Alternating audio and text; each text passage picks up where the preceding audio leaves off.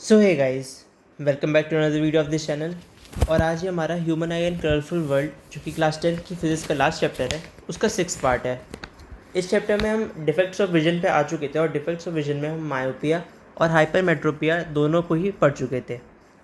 जो third defect of vision होता है, हमारे जो 3 मेन टाइप्स ऑफ डिफेक्ट्स हैं, उसमें हमारा आता है प्रेस बायोपिया और उसके बाद हम पढ़ेंगे कैटरेक्ट। तो चलिए फिर प्रेस बायोपिया स्टार्ट करते हैं।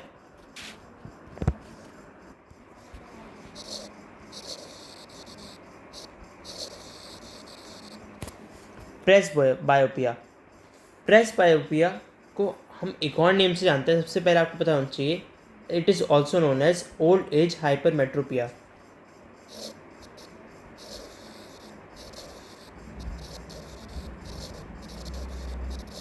ठीक है,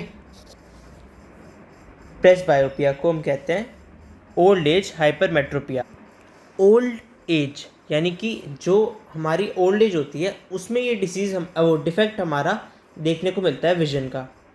अगर ओल्ड एज हाइपरमेट्रोपिया है, इसका मतलब ये हमें इजीली समझ में आ रहा है, ये एक ऐसा हाइपरमेट्रोपिया है जो कि ओल्ड लोगों में, जो सीनियर सिटीजन्स होते हैं, उनकी आइज़ में ये उनके विजन में डिफेक्ट देखा जाता है।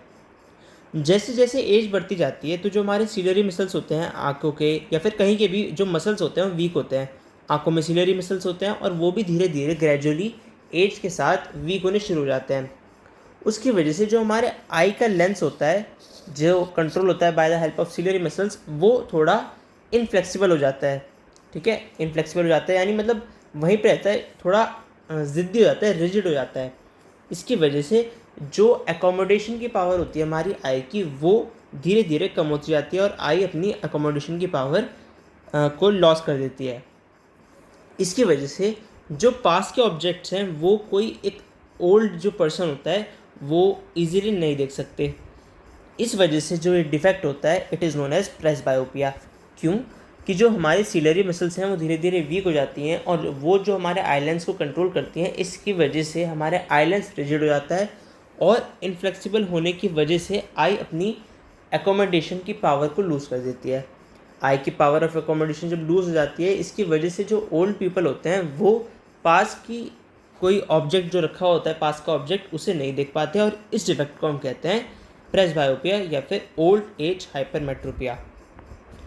अब अगर हम एग्जांपल के लिए बात करें तो कोई एक ओल्ड पर्सन जो है वो प्रेस बायोपिया जिन्हें है, वो एक बुक हो या न्यूज़पेपर हो, वो बिना एक प्रॉपर स्पेक्टिकल के उसे रीड नहीं कर सकते। वो आपको पता ही है, जैसे हाइपरमेट्रोपिया में आपको कॉन्वेक्स लेंस लगते हैं फॉर रीडिंग पर्पस के लिए, मतलब पास के ऑब्जेक्ट देखने के लिए, वैसे ही सेम इसमें भी वही होगा क्योंकि ये भी एक तरीके का हाइपरमेट्रोपिया ही है, तो इसका भी करेक्शन वही होगी। तो जो नियर पॉइंट होगा किसी ओल्ड पर्सन की आई का जिन्हें प्रेस बायोपिया है, वो धीरे धीरे कम होते जाता है और वो सॉरी पीछे होते जाता है और 25 सेंटीमीटर जो कि नॉर्मल आई के लिए नियर पॉइंट होता है उससे पीछे चले जाता है। फिर वही आपका एक कॉन्वेक्स लेंस लगा के आप उसे जल्दी थोड़ा आगे करवा सकते हो और आपका ये डिफेक्ट करेक्ट हो जाएगा। ऐसे भी हो सकता है कि अब ये प्रेस बायोपिया तो हमारा हो गया कि एक ही पर्सन को मायोपिया भी हो और हाइपरमेट्रोपिया भी हो।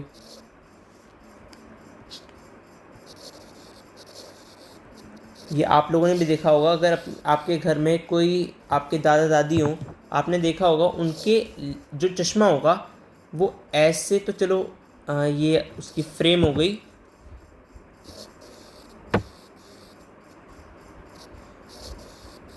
ये अगर उनका चश्मा है तो उसमें साइड में, दोनों चश्मे बल्कि नीचे थोड़ा, ये जो एरिया होता है यहाँ पे दो अलग लेंस लगे हुए होते हैं।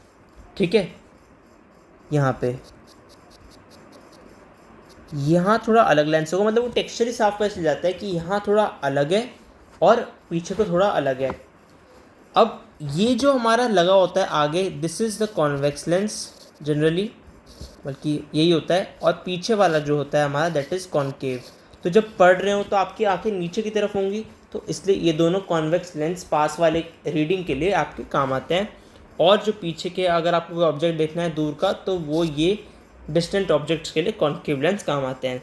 तो ऐसे आपका हो सकता है अगर आपको दोनों डिफेक्ट्स हैं, मायोपिया और हाइपरमेट्रोपिया। अब ऐसे भी हो सकता है, मतलब अब हमारे पास ऐसी टेक्नोलॉजी आ गई है कि अगर आपको मायोपिया है, हाइपरमेट्रोपिया है, आप कॉन्टैक्ट लेंस लगवा लो, मतलब चश्मे की ज़रूरत नहीं पड़ती। जैसे कुछ लोगों को चश्मे की वजह से अगर थोड़ी इनसिक्योरिटी हो तो वो लेंसेज लगवा लेते हैं, या फिर सर्जिकल प्रोसेस से भी आप परमानेंटली अपनी आई से स्पेक्टिकल्स को हटवा सकते हैं। ठीक है, तो ये अब नए नए तरीके आ गए हैं। नेक्स्ट हमारा जो आता है दैट इज़ कैटरेक्ट। ये प्रोबेबली आपने सुना ही होगा, और बड़े लोगों को बहुत ज़्यादा होता है ये, ओल्ड एज में अराउंड 60-65 हो जाता है ये, क्योंकि इसे कहते हैं कैटरेक्ट। और इसमें हमारा जो विज़न होता है वो थोड़ा ब्लर हो जाता है। ठीक है, धुंधला धुंधला कहते हैं, धुंधला हो रहा है। ठीक है, अब ऐसी मेडिकल कंडीशन जिसमें किसी पर्सन की आई का जो लेंस होता है वो क्लाउडी हो जाता है। ठीक है, पूरा क्लियर नहीं दिखता, क्लाउडी हो जाता है, जिससे कि एक ब्लर्ड विजन मिलता है। ठीक है, उसे हम कहते हैं कैटरेक्ट। ये तब डेवलप होता है जब हमारी आई का लेंस जो पूरा पहले ट्रांसपेरेंट होता है वो बन जाता है थोड़ा क्लाउडी या फिर ओपेक। ठीक है, उसका रीज़न क्या होता है, एक मेम्ब्रेन उस पर फॉर्म होता है, फॉर्मेशन ऑफ मेम्ब्रेन। इसका भी वो होता है, सर्जरी हो जाती है, और बहुत लोग इसे ट्रीटमेंट भी करवाते हैं। इससे जो हमारी आई के विजन होता है वो धीरे धीरे कम होता रहता है। इससे हमारा टोटल लॉस भी हो सकता है विजन ऑफ आई का। पर ये जो विजन है इट कैन बी रिस्टोर्ड अगर आप इसकी टाइमली सर्जरी करवा लो अपने आई लेंस, उस आई की जिसमें कैटरेक्ट हो रहा हो। कभी किसी का राइट में होता है, किसी का लेफ्ट में, किसी का दोनों में जाता है कैटरेक्ट। ठीक है, तो जो ओपेक लेंस होता है वो रिमूव किया जाता है बाय सर्जिकल ऑपरेशन, और एक न्यू आर्टिफिशियल लेंस लगा दिया जाता है उसकी प्लेस पे। ठीक है, अब ये जो हमारा कैटरेक्ट विजन, आप सोच रहे होंगे हमने किसी में तो कॉन्वेक्स लेंस पहना, किसी में कॉनकेव लेंस पहना, इसमें कौन सा लेंस पहनेंगे? तो cataract is a type of medical condition जिसमें आपका कोई भी तरीके का स्पेक्टिकल्स काम नहीं आएंगे। वहाँ आपका कॉनकेव, कॉन्वेक्स कोई लेंस काम नहीं आएगा। उसमें आपको पहले जो आपका ब्लर्ड विजन जो हो रहा है किसी क्लाउडी लेंस की वजह से, उसे हटा के एक नया आर्टिफिशियल लेंस ही लगवाना पड़ेगा। ठीक है, ये था इसका अलग दूसरा डिफेक्ट। अब नेक्स्ट जो हमारा आता है दैट इज़ ग्लास प्रिज्म और रिफ्रैक्शन थ्रू ग्लास प्रिज्म। सो वो हमारे नेक्स्ट वीडियो का टॉपिक होगा। सो फिलहाल आज के लिए इस वीडियो में इतना ही। Thanks for watching this video. अगर आपका कोई भी सजेशन हो so please comment down below. Subscribe the channel, stay tuned for later updates. Thank you.